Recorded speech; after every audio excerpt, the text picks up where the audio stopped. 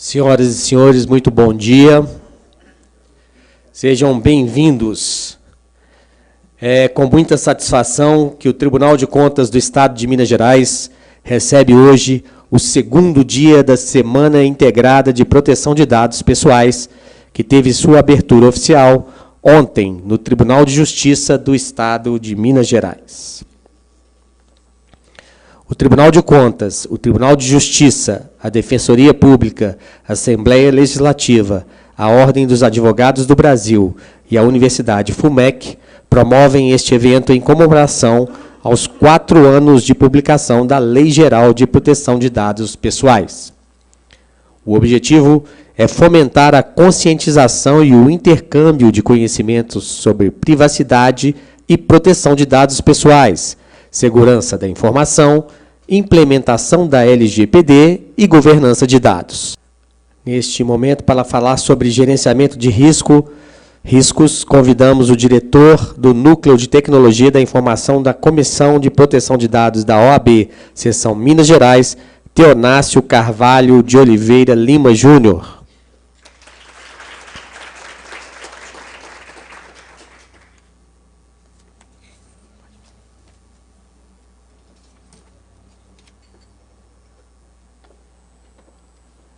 Doutores, doutoras, amigos e amigos, muito bom dia.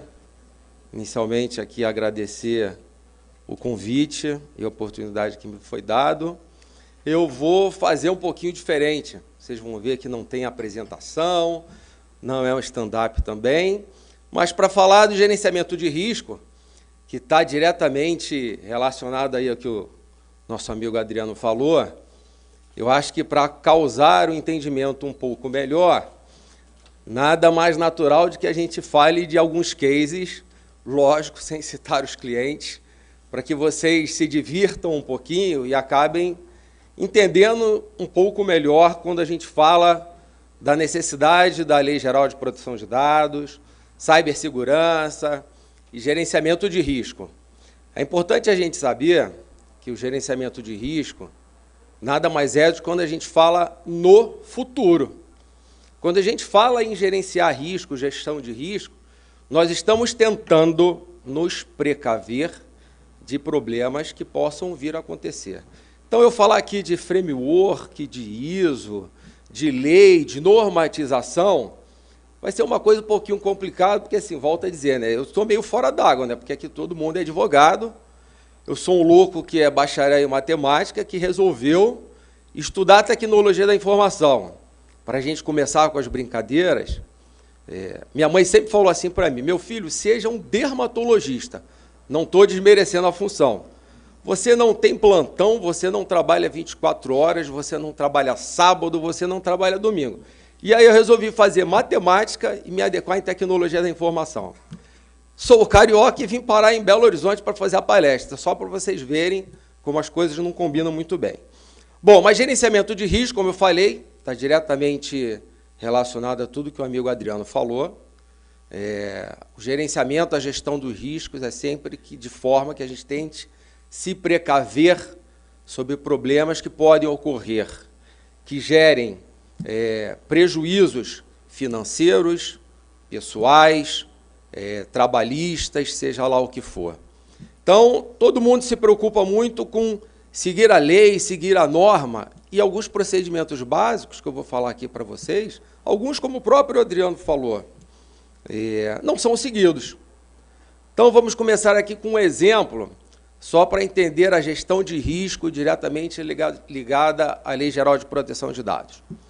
Antigamente, não é meu caso, porque se eu disser que tenho 38 anos, acho que ninguém vai acreditar, né? Mas tudo bem, eu tenho 51. O cabelo está guardado. Quando existia uma dívida no passado, existiam aqueles cobradores que iam na porta das pessoas, literalmente fazer o quê? Cobrar. Então, por exemplo, chegava um cobrador, o cara lá tinha, vou dar o meu nome, tinha o nome de Teonácio e tinha o CEP da minha rua. O que a figura ia fazer? Descobri que esse CEP é da Rua Ministro Gabriel de Pisa, vou lá procurar o Teonácio. E aí ele vai lá. E aí o que ele faz? Ele vai de porta em porta, toca a campainha, bate palma, bate no portão, porque tem gente que não tem campainha, porque a criançada gosta de apertar a campainha e correr. E aí acontece de que forma? Algumas pessoas vão atender, vão dizer que não conhecem o Teonácio. Outras pessoas não vão atender por nome. Agora, pessoal, realiza, não estou menosprezando, tá? A figura de um porteiro de um prédio.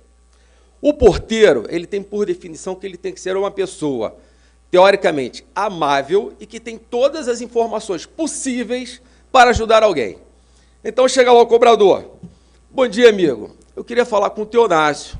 O porteiro ajeita a camisa e fala: seu Theo, bloco 2, apartamento 404, ele não está em casa, porque de segunda a sexta ele sai 6 horas para trabalhar e volta às 19 horas. Final de semana, aos sábados, você não vai encontrá-lo antes de meio-dia. Mas vou fazer o seguinte, eu vou te passar o telefone e celular dele, porque na portaria a gente tem um contato de todos os moradores. Você liga para ele e você agenda com ele. Gente, vamos lá, a brincadeira. Este é o exemplo mais fácil que todos nós podemos entender, isso se chama vazamento de informação.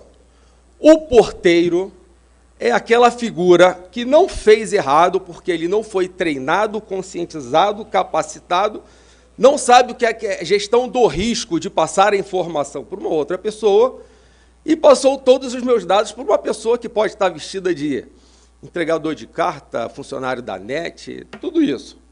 Ainda tem mais. Alguém tem dúvida que se um domingo minha esposa viaja para trabalhar, ela saiu de mala no domingo, alguém tem dúvida que se quinta-feira ela não chegou em casa, ele vai falar: eu acho que seu Theo separou? Eu acho aqui que ninguém tem dúvida. Mas essa brincadeira, esse exemplo que eu dei, é literalmente, número 1, esse é o melhor caso de vazamento de informação sem o consentimento de alguém. Ele passou os meus horários, disse o meu bloco, disse o meu apartamento, pode até ter explicado para ele o que significa o nome Teonácio, disse que me chamam de Theo, qual é o horário que eu estou em casa, e deu o número do meu celular. Só faltou ele dizer o seguinte: eu tenho o celular da esposa dele também, anota aí, porque se não falar com ele, você fala com ela, que é a dona Daniele. Então, assim, faltou a ele conhecimento, a conscientização, o treinamento, capacitação e entender, isso não deixa de ser falta de procedimentos e gestão de risco. Mais um exemplo aqui para vocês, que é para vocês rirem também. Eu estava fazendo uma palestra numa empresa de cobrança, 350 pessoas aproximadamente, e aí, em um belo momento, uma menina levanta o dedo e fala assim, é muito legal falar isso, tio, porque operador de empresa de telemarketing, alguns têm umas idades muito baixas, tio, já acabou comigo, mais tranquilo, eu queria tirar uma dúvida. Clonar cartão de crédito é um crime que eu posso ser presa. Se eu vazar dado pessoal dos clientes que eu atendo, eu não vou ser presa. E aí, esperei alguns segundos e falei assim, me preocupa a sua pergunta. Me explique, dê detalhes. Ela falou assim, então, eu fiz uma compra no Mercado Livre e eu acho que o meu cartão de crédito foi clonado. Falei, olha, não entendi onde você quer chegar, acho um pouco difícil, porque eu já fui consultor do Mercado Livre e ajudei na implantação da política de segurança, que é diretamente ligada à gestão de risco. Mas prossiga com a sua história. E ela falou assim, então, eu fiz uma compra, acho que o meu cartão foi utilizado em outras compras, mas queria sua ajuda para resolver. Antes que eu falasse, a colega do lado disse assim, fulana, mas você continua comprando no Mercado Livre? Você está pedindo ajuda a ele? Ele estava falando aqui rapidamente para a gente em gestão de riscos. Você está pedindo ajuda a ele? Como você resolveu o seu problema? Ah, simples. Eu cadastrei o cartão de crédito da minha mãe. E aí, logicamente, eu perguntei, mas a sua mãe, ela não reclama quando recebe o extrato? Alguém imagina qual foi a resposta dela? Eu cadastrei o cartão da minha mãe, porque ela não se preocupa com o risco que é eu ter o número do cartão e o código CVV, e eu só fiz isso porque ela não confere o extrato na hora de pagar. E aí eu falei assim, então, colega, deixa eu te falar, você sabia que isso é crime? Ela, tio, nem continua, porque eu já entendi o risco que tem, que minha mãe é que é uma boba, mas assim, o máximo que minha mãe vai fazer é não deixar ir para a festa 2 finais de semana, porque uma mãe não bota um filho na cadeia. Então, essa é uma outra história, para dar um exemplo para vocês, que por mais que em gestão de risco, a gente tenha a normatização, framework, ISO, seja lá o que for, existem algumas coisas básicas que nós somos obrigados a, no nosso dia a dia, como o amigo Adriano falou, a ter cuidado. Vocês devem ter ficado sabendo, de novo, mais um caso, que eu acho que é assim que se faz o entendimento melhor. Vocês devem ter ficado sabendo sobre um problema que está acontecendo com a Prefeitura do Rio de Janeiro desde segunda-feira. 90% de todos os sistemas estão inoperantes. Na madrugada de domingo para segunda, houve um ataque hacker que tirou todos os serviços do ar. Na realidade, é assim, gente, sendo bem superficial, que eu não posso entrar em detalhes. Não tirou todos os serviços do ar. Todos os servidores e meios de comunicação foram desligados. Por quê? Foi identificado que foi um ataque externo porque um funcionário, como o Adriano citou, recebeu um e-mail com um arquivo em anexo de um remetente conhecido, que era o nome do remetente era do governador do estado do Rio de Janeiro, e o funcionário achou, com aquela alegria fenomenal, que estava recebendo um e-mail do governador do estado do Rio de Janeiro. Ele deu 2 cliques no arquivo anexo, abriu uma tela preta e fechou. Pronto. Resolvido o problema, né, Adriana? Resolvido o problema de quem estava externamente, que utilizou a máquina, a estação de trabalho desse usuário para fazer os procedimentos que gostaria de fazer. Porque hoje em dia, corroborando aí o que o Adriano falou, antigamente, quem invadia com a atividade hacker, vamos dizer assim, era estudante que queria ter seu nome afamado. Confere, Adriano? Antigamente era assim. Hoje em dia, não. Hoje em dia, isso é uma prática criminosa. Hoje em dia, existem, vamos chamar de organizações, que elas têm essa especialidade, exatamente como o Adriano estava comentando. Só que aí, vamos falar da gestão de risco acoplada dessa situação do Rio de Janeiro. Vamos lá, gente. Não adianta ter uma política de segurança se as pessoas não leem e não têm ciência. Se você recebe uma informação que você acha estranha, vamos falar com a equipe de TI, vamos falar com a equipe de segurança da informação.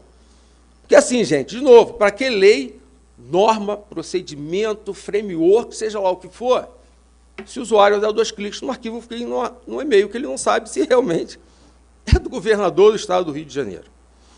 Então, na nossa atividade hoje em dia, não importa o segmento, empresas de cobrança, empresas de tecnologia, o básico a equipe tem que fazer.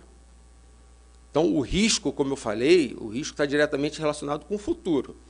A gente só implementa, gere e treina procedimentos de gerenciamento e gestão de risco, sempre prevendo o futuro para que nada aconteça. Então, o engenheiro, quando ele vai construir um prédio, gente, ele faz um processo de gestão de risco. O terreno é arenoso, não é arenoso, o prédio pode cair, tem terremoto no local. Então, onde é que está o gerenciamento dos riscos? Na hora dele construir o prédio, ele tem que prever o que pode acontecer. Ele está, neste momento, fazendo o gerenciamento dos riscos que podem acontecer na construção que ele é o responsável. Isso é no nosso dia a dia. Vamos dar o exemplo do Titanic também aqui. O Titanic, um navio maravilhoso. Quando se construiu, se criaram os lastros lá para, no caso de um problema, os lastros serem alagados para manter a estabilidade do navio, mas ninguém se preocupou. A rota do Titanic vai passar por iceberg? Esses lastros da frente, quando eles estiverem totalmente cheios, o navio realmente vai ficar equilibrado? Como aconteceu, se vocês lembrarem, ele quebrou, porque o peso foi extremo. Não houve o gerenciamento dos riscos para os acidentes que podiam acontecer com o Titanic. Não houve gerenciamento dos riscos para quando acontece uma loja de departamento, que não tem necessidade de eu citar o nome, que talvez vocês saibam, foi invadida, ficou fora do ar por dias. Um dos últimos casos que teve, que foi a Fast Shop, essa eu posso falar porque eu participei do processo, Os diretores, os donos, mandaram deixar as lojas fechadas por 3 dias. E o prejuízo, atenção, gente, quando a gente não tem cuidado com o gerenciamento de riscos, não importa o segmento, o prejuízo financeiro é o de menos. Todos nós concordamos que o prejuízo da imagem é a pior coisa que pode acontecer na vida de todos nós. Seja PJ, seja PF. Não importa. E o que é mais fundamental entender é a adequação de uma gestão de risco, assim como está diretamente ligado para a LGPD, temos que entender que a empresa ela é uma pirâmide. Quem está no ápice da pirâmide, que são os CEOs, eles têm que entender a real importância da adequação de uma LGPD, da adequação e da implementação de uma política de segurança, uma política de privacidade, um aviso de privacidade no site. Porque se esse cara que está no ápice ele não entender, ele não vai deixar a empresa se adequar. Lá no Rio de Janeiro, hoje em dia, não só no Rio, como em Brasília e no Amapá, porque eu gosto de ser difícil, a gente está participando de alguns projetos de adequação. Qual foi o fator principal de convencimento das empresas? Foi o CEO falar, eu quero adequar a LGPD? Não, gente. Contratante é o maior responsável por obrigar, a palavra é obrigar, que as empresas se adequem. Imagine uma empresa de cobrança, de novo dando exemplo, que faz cobrança e vendas das principais operadoras, Vivo, Oi, TIM, Claro, da Light, da Neoenergia, seja lá o que for. Esses contratantes, eles hoje chegam para as empresas e falam assim, preciso, primeiro, comprovação de que você está se adequando. Segundo, quero a cópia do contrato da empresa que foi contratada para fazer a adequação. Porque assim, gente, desculpa, nós sabemos que tem muito brasileiro que é honesto, principalmente empresário, né? O cara vai dizer que está se adequando. Até porque eu já tive experiência de ter empresário pedindo para fazer contrato com data retroativa. Então, o cara pede o contrato, cópia do contrato, cronograma, e aquela palavra maravilhosa para quem está fazendo a LGPD. Eu quero a evidência. Você fez uma política de segurança, você tem um acompanhamento, uma gestão de riscos, me apresenta essa gestão. Eu quero a evidência de como é que as suas equipes, seus coordenadores, eles estão lidando com a gestão de riscos e cuidando com isso. Porque assim, gente, não adianta você falar assim, minha empresa está se adequando. Aí, na hora do lixo ser recolhido, que algumas empresas têm a lei da mesa limpa, na lata de lixo tem nome e telefone do cliente que ela estava atendendo só no papel amassado. Então, a gestão de risco, ela começa quando você fecha um contrato com uma empresa que está lhe contratando para alguma coisa, você entender qual é o real trabalho e atividade que você vai realizar. Senão, você não consegue criar e adequar, digamos assim, a gestão, o gerenciamento de risco específico para aquela empresa. Todo mundo confunde, já peguei muito desses problemas. O pessoal acha que eu criei uma política de gerenciamento e gestão de risco, está aqui. Todo meu contratante vai utilizar ela. Para tudo. Se alguém falar isso para mim, eu saio correndo. Política existe, ponto. Mas você tem que adequar o segmento. Você tem que adequar ao tipo de prestação de serviço que você está fazendo. A política de gestão de risco de uma empresa de cobrança, ela não é a mesma do que uma imobiliária. Ela não é a mesma do que uma instituição financeira, literalmente. Então, tenham na consciência de vocês que gestão de risco ela é fundamental, que é você passar a total garantia para o seu contratante, seja ele empresa ou terceirizado, de que você tem todos os cuidados com os dados que serão coletados, armazenados, tratados e ou descartados, seja lá o que for. Então, a gestão de risco, as empresas, primeiro, entendem que ela não está ligada à política de privacidade. Quem pensa assim, me perdoe. Não conseguiu entender o conceito da LGPD e a importância da preservação de dados pessoais. Gente, se alguém tiver alguma pergunta, vocês desculpem, eu falo muito, eu sou meio louco, né? Fui fazer matemática. Vocês não imaginam como é que foi a apresentação do meu projeto final de matemática. Eu acho que eu fui aprovado com 10, porque o cara falou assim, para de falar, Theo. Já entendi o que você queria falar de logaritmo. Então, gente, é isso. Além de trabalhar na Coordenadoria de Tecnologia da Informação da Comissão de Proteção de Dados, eu hoje sou diretor de tecnologia da minha empresa, que é a Tavitec Tecnologia, é uma empresa que fica situada no Rio de Janeiro. Nós só não vendemos hardware e desenvolvemos sistema, porque isso é coisa de louco, trabalho só com serviço de TI. Hoje sou integrante da ANPPD, que é a Agência Nacional dos Profissionais de Proteção de Dados, da ANAD, sou conselheiro do Sindicato das Empresas de Informática do Rio de Janeiro, estou trabalhando para a Secretaria Estadual do Rio de Janeiro, estou prestando serviço para a UERJ, então, porque, como eu falei, eu sou louco, e a LGPD foi um braço que eu escolhi seguir quando eu tomei conhecimento dela em 2018, quando eu resolvi começar a entender. No mais, muito obrigado a todos. Tenho certeza que para todos vocês esse evento vai ser muito produtivo, quem está presente, quem está remoto, me coloco à disposição aí de qualquer um de vocês, para a gente poder conversar, até porque vocês já viram que eu gosto de dar exemplo e conversar. No mais, muito obrigado e tenham um bom evento aí.